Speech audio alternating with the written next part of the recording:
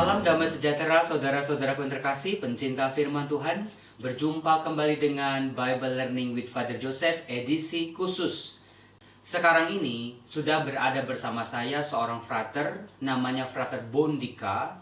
Dia baru saja lulus ujian komprehensif untuk S2 Teologi di STF Driarkara. Dia sudah melewati berbagai macam ujian, sudah menulis tesis, sudah lulus, dan juga ujian komprehensif. Apa sih itu ujian komprehensif? Jadi, dalam pendidikan seorang calon imam, mereka harus melewati S1 dan S2. Di setiap tahapan itu, mereka akan diuji secara lisan, tesis-tesis atau rumusan-rumusan tesis yang berisi tentang ajaran-ajaran gereja. Dan Frater Bondika ini lulus dengan nilai yang sangat amat memuaskan. Nah, maka dari itu saya ajak ke sini untuk menjelaskan tentang apa paham gereja tentang keluhuran dan martabat hidup berkeluarga. Apakah gereja memberikan sebuah tempat yang istimewa terhadap pasutri-pasutri, pasangan suami istri? Bagaimana sih pandangan gereja tentang keluarga? Mengapa sangat penting? Dan juga tantangan-tantangan yang dihadapi oleh keluarga-keluarga masa kini. Dan nanti terakhir apa jalan keluarnya? Gitu ya, silakan. Baik, terima kasih Romo. Para penonton Bible Learning yang setia. Nah, yang mau kita bahas hari ini, ibu bapak, saudari-saudara yang terkasih, adalah tentang bagaimana hidup menikah itu ternyata merupakan jalan menuju kesucian. Jadi kalau kita mau menjadi suci, mengikuti ajaran Yesus dan Allah dalam hidup kita, ternyata bisa. Melalui hidup berkeluarga, melalui hidup mengasihi pasangan kita, melalui hidup mengasihi anggota keluarga kita, melalui mengasihi orang tua kita. Jadi keluarga itu apa sih sebenarnya? Gereja itu merumuskan sangat sederhana. Keluarga itu adalah persekutuan orang-orang yang dibentuk berdasarkan perkawinan. Nah, perkawinan Kristiani ini yang khas kemudian. Perkawinan Kristiani dirumuskan dalam ajaran gereja sebagai perjanjian kasih antara suami dan istri yang dipilih secara bebas dan sadar. Oh, jadi kita nggak bisa menikah itu kalau dipaksa ya, Ter? Betul, Romo. Jadi bebas dan sadar itu dua hal yang sangat penting. Karena kalau kita mau berjanji, kalau kita mau mengasihi nggak bebas, kita terpaksa karena utang misalnya, karena balas jasa, nggak bisa, Romo. Itu dari satu pihak atau dua pihak? Nah, itu kenapa tadi ajaran gereja menyebutkan perjanjiannya itu suami dan istri. Kalau yang satu bebas, yang satu terpaksa, itu bukan perjanjian yang baik untuk memulai keluarga. Kalau yang satu sadar, yang satu misalnya dalam pengaruh guna-guna kah atau dalam hipnotis itu jadi nggak sadar, nggak bisa. Harus kedua pihak itu bebas dan sadar. Sehingga terbentuk sebuah perjanjian di mana orang bisa mengasihi satu sama lain. Nah, dalam kasih itulah kemudian kita menjadi sempurna. Kenapa? Karena hidup Kristiani itu dasarnya adalah kasih. Ingat, Yesus pernah mengajarkan bahwa kasihilah Tuhan Allahmu melebihi segala sesuatu. Dan ajaran yang kedua yang tidak kalah pentingnya adalah kasihilah sesamamu manusia seperti dirimu sendiri. Kasih itu menjadi dasar dari iman kita. Dan surat Yakobus mengatakan bahwa Allah adalah kasih. Nah, kalau kita bisa mengasihi sesama, itu kita menghadirkan Allah. Nah, kalau kita bisa mengasihi pasangan kita, kita menghadirkan Allah. Kalau kita bisa mengasihi anak kita, itu menghadirkan Allah. Juga kalau kita mengasihi orang tua kita, Allah hadir di situ. Sehingga lewat keluarga, Allah hadir. Oke, Frater. Kalau tadi kan disebut pernikahan adalah perjanjian. Bisa nggak misalnya seseorang cowok nih janjian sama ceweknya, kita ke Alfamart yuk atau ke Indomaret yuk jam 8. Lalu di sana mereka janjian, lalu juga sekalian kita nikah yuk di situ yuk. Bisa nggak? Apakah perjanjian nikah itu sesederhana itu atau ada sebuah syarat-syarat yang harus dipenuhi oleh calon-calon pasangan ini? Betul, Romo. Nah, inilah menariknya agama Katolik. Perkawinan itu bukan perkara datang ke tempat tertentu lalu ada romonya misalnya seperti itu, ada saksinya lalu selesai. Nah, perkawinan itu butuh persiapan. Kenapa? Karena hidup berkeluarga itu layaknya, kalau mengutip bahasanya Santo Paulus, itu seperti sebuah pertandingan. Nah, di situ ada seni, di situ ada pengenalan, di situ ada proses belajar, di situ ada sebuah dinamika kehidupan yang berbagai macam. Ibu bapak yang sudah mengalami perkawinan, hidup perkawinan bertahun-tahun pasti tahu betul bagaimana namanya hidup pacaran tuh semua terasa indah ya Romo ya.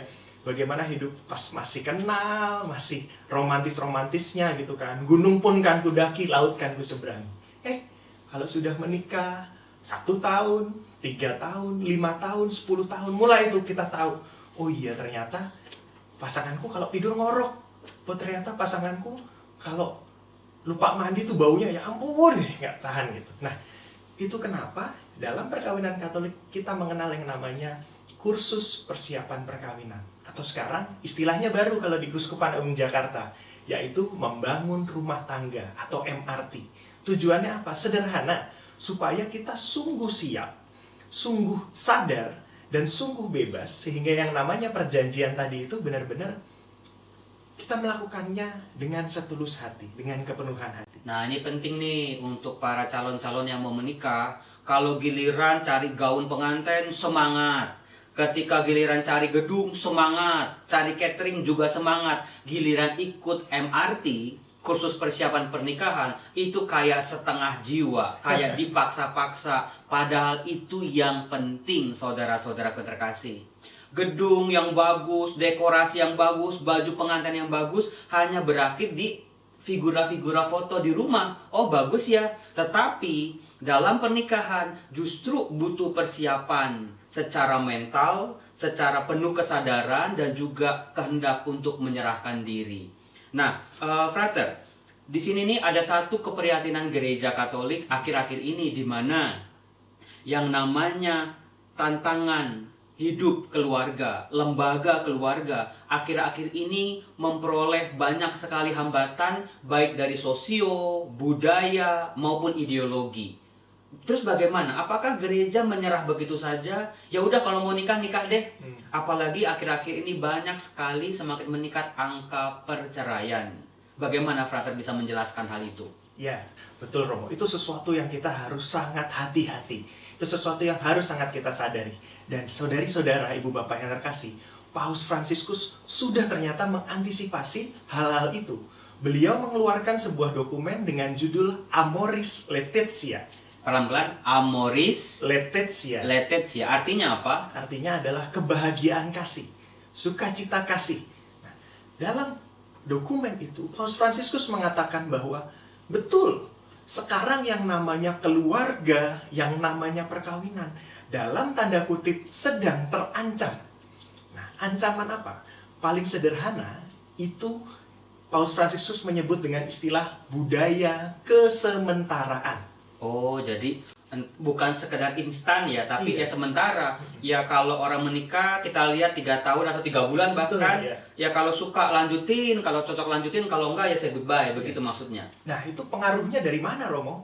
Kita kadang-kadang nggak sadar ya, bahwa kita suka bilang, enggak kok Romo, saya janji sepenuh hati untuk setia, untuk tetap bertahan, dan untuk tetap menjalankan hidup perkawinan. Nah, tapi ibu bapak, satu yang perlu kita sadari, Facebook, Instagram, WhatsApp, itu membuat kita secara tidak sadar ini ya, melihat hidup itu sementara. Kayak misalnya, di WhatsApp grup paling sederhana, kita melihat ada teman kita yang nggak suka, wah, ayo kita kick aja. Atau kalau kita yang nggak tahan, ya udah kita left group.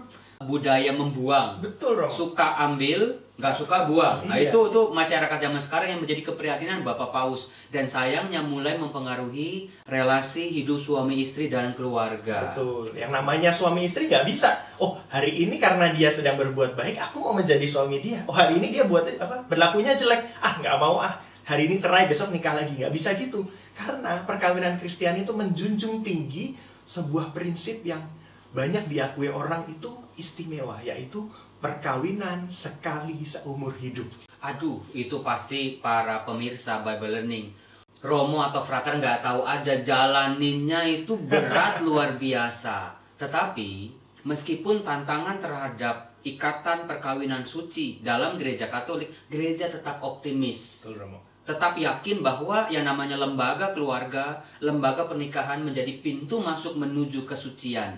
Nah, Paus Fransiskus juga mengemukakan akhir-akhir ini bahwa keluarga adalah sebuah sekolah cinta kasih, sekolah kerasulan, termasuk sekolah persemaian panggilan. Ya. Itu bagaimana, Frater? Betul. Nah, tadi kan terakhir kita bicara soal sekali seumur hidup.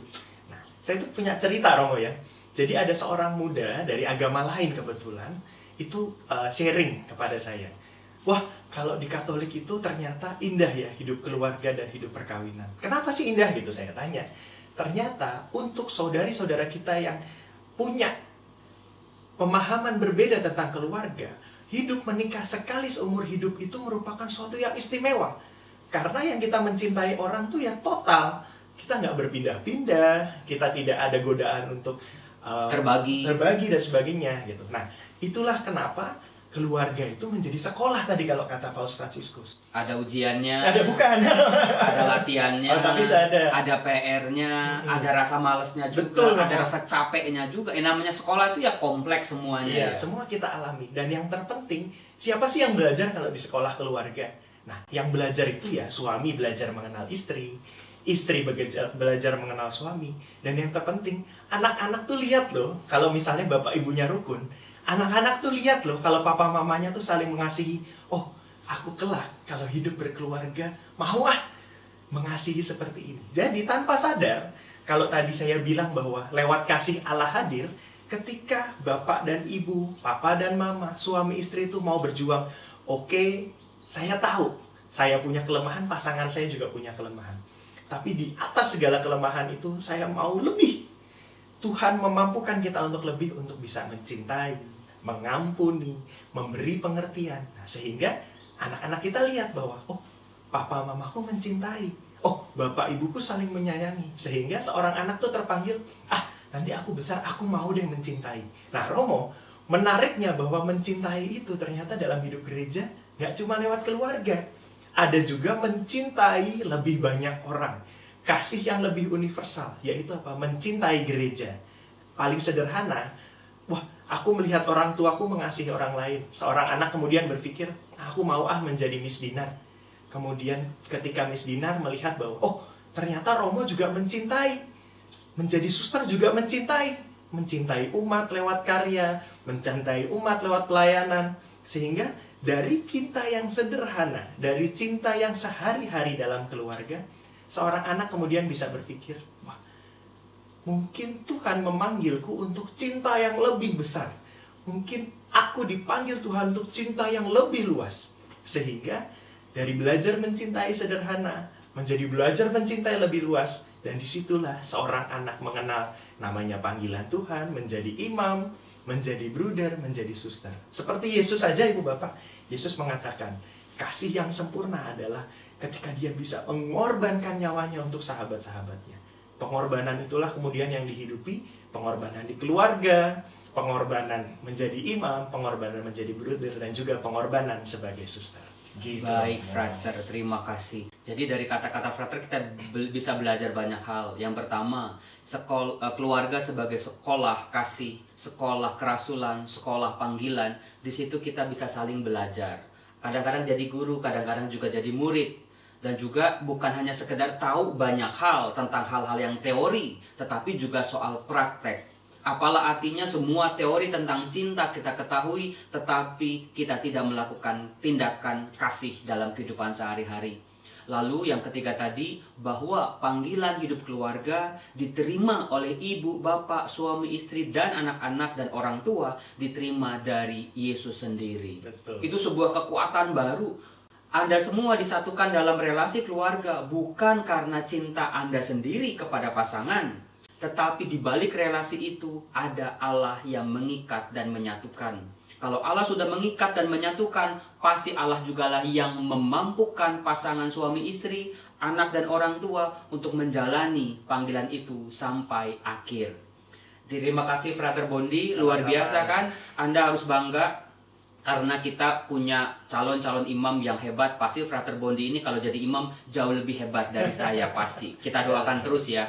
Frater Bondi kalau dia lancar mungkin ditabiskan setahun atau 2 tahun lagi. Kita doakan semua. Mama papanya juga selalu mendukung, adiknya juga mendukung, dan juga semua umat pasti mendukung. Salam damai sejahtera saudara-saudaraku yang terkasih. Sampai jumpa di edisi yang berikutnya. Salam, terima kasih. Jangan lupa untuk di like, di subscribe, dan juga di share.